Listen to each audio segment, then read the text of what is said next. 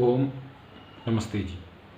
आज हम कठोपनिषद की पंचमी वल्ली के चतुर्थ मंत्र का स्वाध्याय कर रहे हैं। मंत्र इस प्रकार है।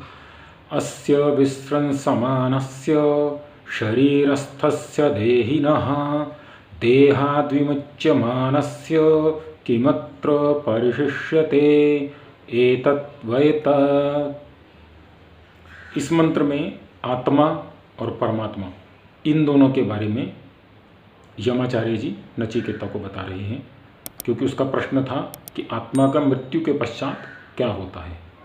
तो उसके बारे में बताते हुए यमाचार्य जी नचिकेता को कहते हैं कि अस्य विस्रंस समानस्य, विस्रंस समानस्य अर्थात शरीर को छोड़ते हुए, अस्य अर्थात इस शरीर को छोड़ते हुए शरीरस्थस्य देहिनः, शरीरस्थस्य अर्थात शरीर का, देहिन अर्थात अधिपति, अर्थात शरीर का जो राजा है, शरीर का जो अधिपति जिसे बोला गया है, जिसके बारे में आत्मा के बारे में बोला गया है। तो अस्य विस्रंस समानस्य शरीरस्थस्य देहिनः, जो शरीर का अधिपति है अर्थात आत्मा है, जो शरीर को छोड़ते हुए, जब शरीर से च्युत होता है, शरीर से जब निकलता है, तो उसके पश्चात कह रहे हैं देहाद्विमुच्यमानस्य, देह में से विमुच्य अर्थात निकल करके, देहाद्विमुच्यमानस्य जब वह देह को छोड़ देता है और देह में से बाहर निकल जाता है, शरीर का जो अधिपति अर्थात आत्मा शरीर में से जब बाहर निकल जाता है, तो किमत्र परिशिष्यते, क्या रह जाता है वहाँ पर। शरीर में कुछ भी नहीं रह जाता। उस शरीर को हम जला देते हैं, उसको हम गाड़ देते हैं, या जो भी उसका क्रियाक्रम करना होता है वो हम अपने धर्म के अनुसार कर लेते हैं। तो इसमें ये बोला गया है कि शरीर का अधिपति जब शरीर को छोड़ देता है तो शरीर में क्या रह जाता है, अर्थात कुछ भी नहीं। अर्थात ये शरीर जो है यह जड़ है, अर्थात यह आत्मा से अलग है।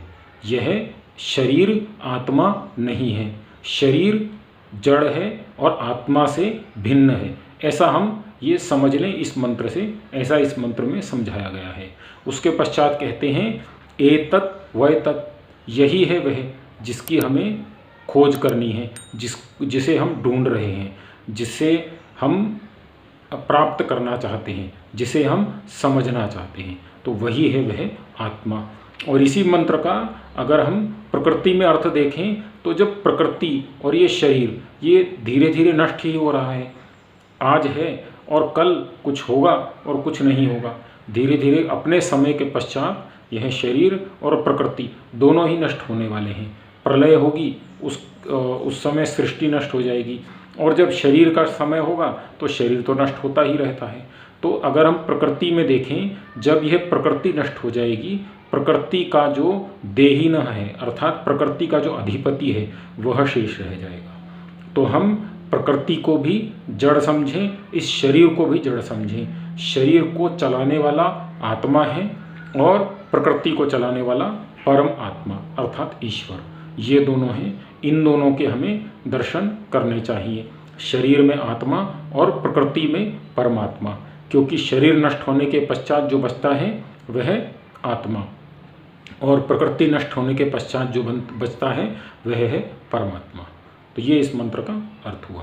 धन्यवाद। नमस्ते जी।